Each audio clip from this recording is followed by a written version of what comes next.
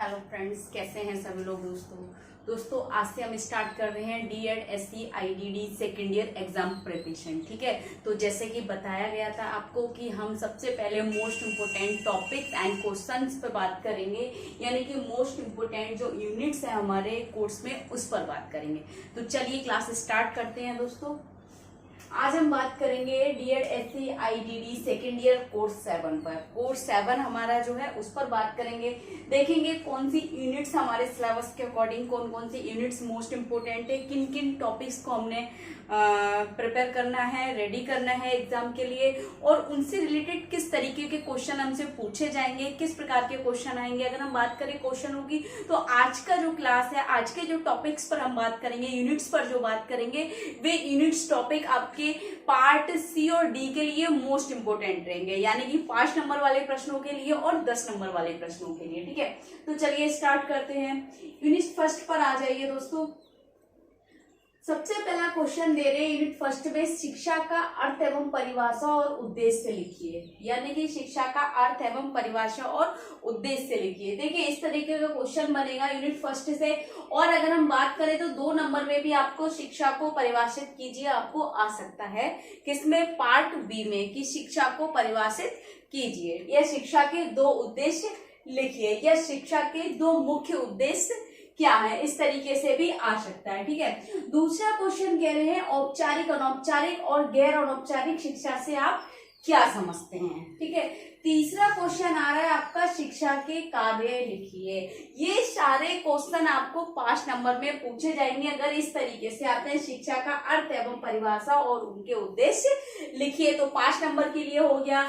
औपचारिक, अनौपचारिक और गैर अनौपचारिक शिक्षा से आप क्या समझते हैं, ये 5 नंबर के लिए हो गया। फिर हो गया शिक्षा के कार्य लिखिए, ये भी प्रश्न आपको 5 नंबर में पूछा जा सकता है। अगर हम बात करें यूनिट फर्स्ट से, अब इम्पोर्टेंट का क्या है, देखिए दोस्तों ये तीनों क्वेश्चन जो है एक क्वेश्चन में भी पूछा जा सकता है। कैसे, 10 नंबर का अगर प्रश्न इससे संबंधित पूछा जाएगा तो आएगा शिक्षा का अर्थ एवं शिक्षा के अर्थ अवधारणा और या शिक्षा का अर्थ अवधारणा को परिभाषित करते हुए शिक्षा के उद्देश्य एवं शिक्षा के कार्य को लिखिए, और औपचारिक और अनौपचारिक शिक्षा से आप क्या समझते हैं। इस तरीके से भी आपको ये तीनों प्रश्नों को मिक्स करके आपको 10 नंबर में भी पूछा जा सकता है। यानी कि अगर हम बात करें यूनिट फर्स्ट आपके लिए बहुत ही ज्यादा मोस्ट इंपोर्टेंट है, पार्ट सी के लिए भी, पार्ट डी के लिए भी। अगर हम बात करें 5 नंबर के लिए भी मोस्ट इंपोर्टेंट है। 5 नंबर के लिए देखिए दोस्तों कौन सा क्वेश्चन मोस्ट इंपोर्टेंट है, ये 2 नंबर के लिए भी, 5 नंबर के लिए भी, और अगर 10 नंबर के लिए भी आएगा तो हो सकता है औपचारिक अनौपचारिक शिक्षा ना पूछे तो आ जाएगा शिक्षा का अर्थ एवं परिभाषा उद्देश्य लिखते हुए या अर्थ एवं अवधारणा को परिभाषित करते हुए शिक्षा के उद्देश्य और शिक्षा के कार्य लिखिए या इसको कार्य को विस्तार कीजिए। इस तरीके से आपको 10 नंबर में आ सकता है। तो यूनिट 1 आपकी पार्ट बी के लिए और पार्ट डी के लिए वेरी वेरी मोस्ट इंपोर्टेंट है। अगर हम बात करें पार्ट सी के लिए तो औपचारिक, अनौपचारिक और गैर अनौपचारिक शिक्षा के बारे में पूछ सकता है, फॉर्मल एजुकेशन, इनफॉर्मल एजुकेशन के बारे में आपसे पूछ सकता है। आप आ जाइए यूनिट 2 पर। यूनिट 2 देखिए, क्वेश्चन नंबर फर्स्ट देखिए, दर्शन शास्त्र के अर्थ को परिभाषित करते हुए दर्शन शास्त्र का शैक्षिक अभ्यास के साथ के संबंध को समझिए। प्रश्न आपसे इस तरीके से पूछेगा, दर्शन शास्त्र के अर्थ या दर्शन शास्त्र से आप क्या समझते हैं, इसको परिभाषित करते हुए दर्शन शास्त्र का शैक्षिक अभ्यास से क्या संबंध है। ठीक है, 5 नंबर के लिए वेरी वेरी मोस्ट इंपोर्टेंट है ये क्वेश्चन। ठीक है, 10 में नहीं आएगा। क्वेश्चन 2, आदर्शवाद, प्रकृतिवाद, मानववाद, ये तीनों में से एक चीज आ जाएगी, यानी कि चाहे तो प्रकृतिवाद पूछ लेगा, मानववाद पूछ लेगा या आदर्शवाद पूछ लेगा, लेकिन 2 बहुत ज्यादा पूछे जाते हैं, आते हैं आदर्शवाद और प्रकृतिवाद ज्यादा पूछा जाता है। ध्यान रखना ये हमारा 70% है और ये दोनों हमारे 90% है, 90% आने के इनके चांसेस हैं। नेक्स्ट क्वेश्चन देखिए, प्रमुख शैक्षिक दार्शनिक जॉन डेवी के सिद्धांत और उद्देश्यों की विवेचना कीजिए। 5 नंबर के लिए very very most important, part C के लिए। ठीक है, मतलब प्रमुख शैक्षिक दार्शनिक, आप जॉन डेवी के बारे में उनकी एक जीवनी को बताते हुए उनने जो शिक्षा से संबंधित जो बातें कही है, उनने उद्देश्य बताए हैं, शिक्षा के अर्थ को बताया है, जो परिभाषाएं दी है उसके बारे में आपने लिखना होगा 150 शब्दों में।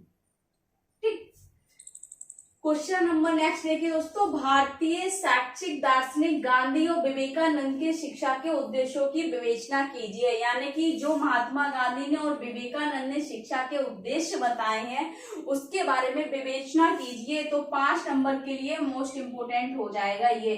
अगर हम बात करें, अगर विवेचना की जगह उद्देश्यों को विस्तार में समझाइए तो आपको 10 नंबर में पूछा जाता है। जहां विवेचना की बात आ जाती है तो वहां 5 नंबर या व्याख्या कीजिए, लेकिन जहां अगर हम कहते हैं कि विस्तार कीजिए, विस्तृत में समझाइए, ठीक है, तब वहां यह सिद्धांत दीजिए किसी चीज का, तो 10 नंबर के लिए वो हो जाता है क्वेश्चन। अब इसमें बात करें तो महात्मा गांधी जी का ज्यादा पूछा जाता है 99%, ठीक है। 70% विवेकानंद जी का पूछ सकते हैं, लेकिन महात्मा गांधी जी का ज्यादा आता है, ठीक है। नेक्स्ट क्वेश्चन देखिए यूनिट 2 से, शिक्षा में शिक्षक की भूमिका, कार्य, लक्षण, 99% चांसेस है 5 नंबर में, ठीक है। यानी कि पार्ट सी के लिए मोस्ट इंपोर्टेंट है। ऑल ओवर अगर हम यूनिट 2 की बात करें, सबसे ज्यादा मोस्ट इंपोर्टेंट क्या है आपका क्वेश्चन, ये देखिए, शिक्षा में शिक्षक की भूमिका, कार्य, लक्षण मोस्ट इंपोर्टेंट है, और दूसरा आपका भारतीय शैक्षिक दार्शनिक महात्मा गांधी जी के सिद्धांत आप या उद्देश्यों को, इसको देख लीजिए। शिक्षा में महात्मा गांधी जी ने क्या कहा है, क्या क्या परिभाषाएं दी है, क्या क्या उद्देश्य दिए हैं, उन उद्देश्यों को आपने मतलब पूरा डिटेल में करना है, तो उन उद्देश्यों के बारे में देख लीजिए। महात्मा गांधी जी ज्यादा पूछे जाते हैं, ठीक है। यूनिट नंबर 3 पर आ जाइए, शिक्षा के तरीके, नियमित, मुक्त,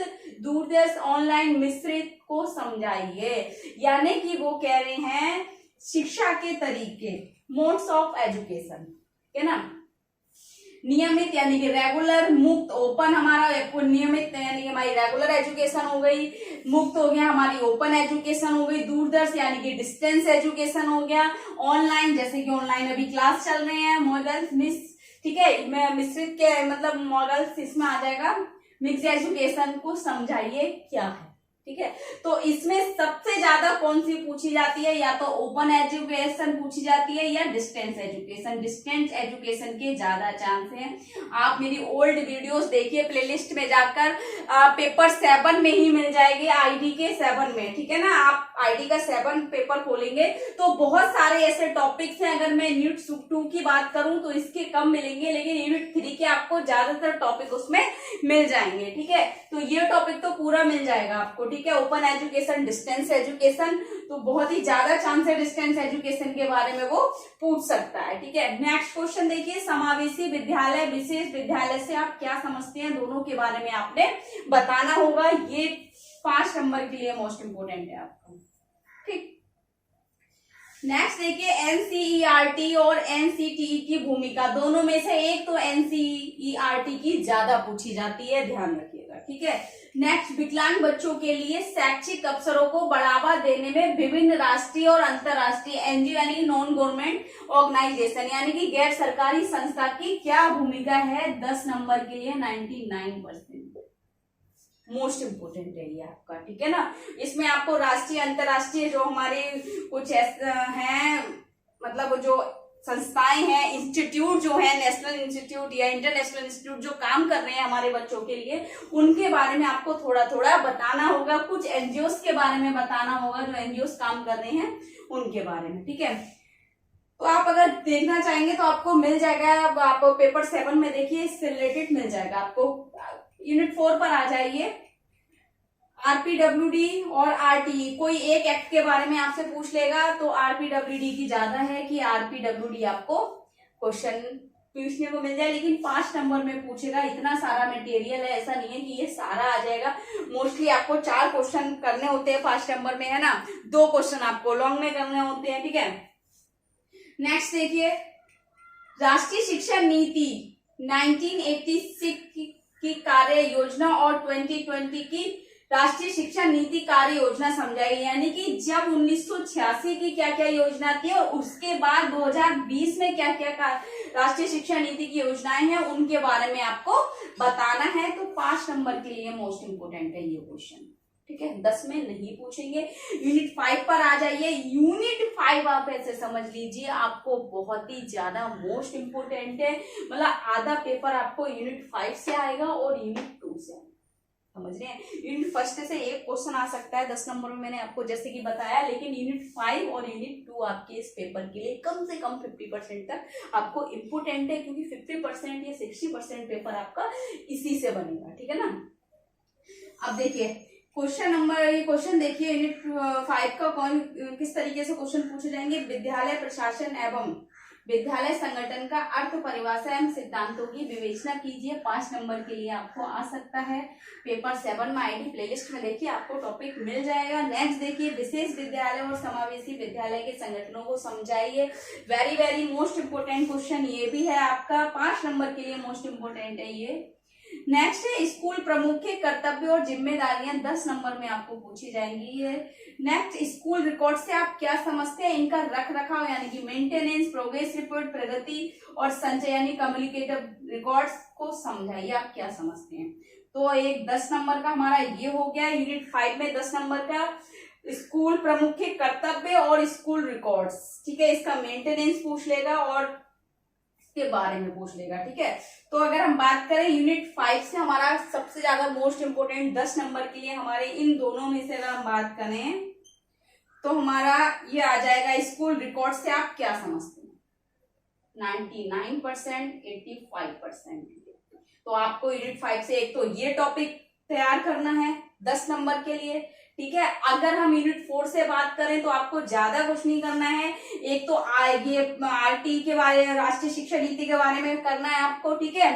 और एक आपको ये बारे में पढ़कर आरपीडब्ल्यूडी के बारे में आपको करना है। आरटीई नहीं, आरपीडब्ल्यूडी के बारे में इसमें पढ़ लेना है, ठीक है। हो सकता है 5 नंबर में आपको देखने को मिल जाए। यूनिट 4 से ज्यादा कुछ नहीं आएगा, लेकिन यूनिट 5 से आपको एक तो ये टॉपिक बहुत ज्यादा तैयार कर लेना है 10 नंबर के लिए। 5 नंबर में आपका विशेष विद्यालय और समावेशी विद्यालय और स्कूल प्रमुख की जिम्मेदारियां, तो आपको वैसे ही कॉमन सेंस है कि अगर आप एक बार पढ़ लेंगे तो याद हो जाएगा, ठीक है। फिनिश हो गया, क्लियर है। 4 और 5, 3 पे देख लीजिए शिक्षा के तरीके। इसमें आपको डिस्टेंस एजुकेशन के बारे में या ओपन एजुकेशन के बारे में अगर आप देखेंगे तो 5 नंबर में कोई एक आ जाएगा, ठीक है। नेक्स्ट देखिए समावेशी विद्यालय, विशेष विद्यालय से आप क्या समझते हो सकता है आपको केवल समावेशी विद्यालय ही पूछे 5 नंबर में, ठीक। और ये एनसीईआरटी और एनसीटीई के बारे में इतना नहीं पूछेगा। एनसीईआरटी की भूमिका को आप देख लीजिए, 5 नंबर में हो सकता है आ जाए। 10 नंबर में इसका मुझे ये लग रहा है कि आपको ये नहीं, 10 नंबर में आ भी सकता है एनजीओ के भूमिका, क्योंकि 10 नंबर में अगर इम्पोर्टेंट है। एक तो ये तो रहा ही रहा, ठीक है। आपका यूनिट फर्स्ट से तो है ही एक 10 नंबर का इम्पोर्टेंट, पेपर बेस्ड इस पे है, ठीक है ना। हमारा कोर्स ही इस पर एजुकेशन पर बेस्ड है। और दूसरा आपका ये आ जाएगा यूनिट 3 का लास्ट वाला, विकलांग बच्चों के लिए शैक्षिक अवसरों को बढ़ावा देने में विभिन्न राष्ट्रीय और अंतर्राष्ट्रीय एनजीओ की भूमिका देख लीजिए 10 नंबर के लिए। और आपको रिकॉर्ड्स के बारे में, यानी कि 4 टॉपिक्स आपके ऐसे हैं जो 10 नंबर के लिए मोस्ट इंपोर्टेंट है, चारों याद कर लीजिए आप। और बात करें 5 नंबर के लिए तो एक तो आपका आदर्शवाद हो गया, इसको तो आपने तैयार करना है 10 नंबर में। तो आपकी जो 2 नंबर के प्रश्न आएंगे वो भी तैयार हो जाएंगे, 5 नंबर में जो पूछेगा वो भी तैयार हो जाएगा। एक तो आप आदर्शवाद तैयार कर लीजिए, ठीक है। दर्शन शास्त्र, ये सब जब करेंगे तो आपको ये हो जाएगा क्लियर, ठीक। उसके बाद और कर लीजिए आप शिक्षा में शिक्षक की भूमिका 5 नंबर में, ठीक। और अगर हम बात करें समावेशी विद्यालय हो गया और आरपीडब्ल्यूडी हो गया आपका 5 नंबर के लिए। स्कूल प्रमुख की जिम्मेदारियां, ये 10 नहीं 5 नंबर में आएगा जहां तक है वहां तक। 10 में भी आ सकता है मे भी, लेकिन अगर आप करेंगे तो दोनों के लिए मोस्ट इंपोर्टेंट हो जाएगा वो। और विशेष विद्यालय और समावेशी विद्यालय के बारे में विद्यालय प्रशासन हो सकता है 5 नंबर में आपको ये स्कूल एडमिनिस्ट्रेशन आ जाए। तो जो आपके टॉपिक्स थे आपको पार्ट सी और डी के लिए मैंने आज बता दिए। पार्ट सी और डी में जो 5 नंबर में आते हैं, 10 नंबर का हमारा पार्ट डी में पूछा जाता है, ठीक है। बाकी अगर हम एग्जाम पेपर पैटर्न की बात करें, चेंज नहीं होगा, वही रहेगा। अगर होता है तो मैं आपको बता दूंगी, टेंशन लेने की जरूरत नहीं है। टॉपिक्स तो वही रहेंगे। अगर एग्जाम पेपर पैटर्न चेंज होता है, टॉपिक्स वही रहेंगे, यूनिट्स वही रहेंगे, ठीक है ना। पैटर्न का मतलब हो जाएगा कि वो क्वेश्चनों में या तो थोड़ा कम या ज्यादा करेगा, ठीक है ना, या उनके क्वेश्चन पैटर्न जो रहेगा उनको चेंज कर देंगे, लेकिन टॉपिक्स और यूनिट्स वही रहेंगे। टेंशन लेने की जरूरत नहीं है। बाकी इसके अलावा अगर आपको कुछ समझ नहीं आ रहा है, कुछ डाउट लग रहा है, तो कमेंट बॉक्स में जाके कमेंट करें, ज्यादा से ज्यादा वीडियो शेयर करें, लाइक करें, चैनल को सब्सक्राइब करें, बेल आइकन को प्रेस करें ताकि नेक्स्ट आने वाली क्लास आप तक, ठीक है।